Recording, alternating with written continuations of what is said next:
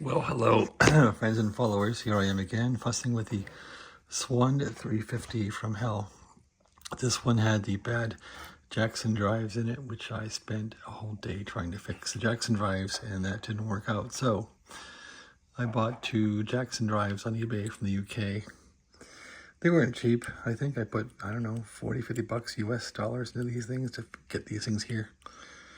At any rate, I had to cut the shafts because they were too long, and used a grinder because I can't find any of my cutting tools here.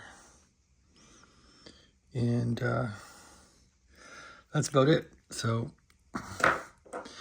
to get this thing back out, you have to, that looks right. To get it back out, you got to rotate the shaft here and get these two screws loose in here. And then you just give this thing a yank and it'll come off. Make sure the meter's detached. All the knobs got to be taking little nuts off. It's a real pain in the keister, but that's it. This will come off. And now I gotta replace both of these Jackson drives, so I'll do this one first in the front panel itself, get it replaced. It's a two-step process. I'll replace the one next in the VFO here, and then when you put this together, you'll just slip one Jackson drive into the other one, and it's all done. So they run in series, so that's what we're doing today. All right, I'm gonna get on with it, and to take this one out,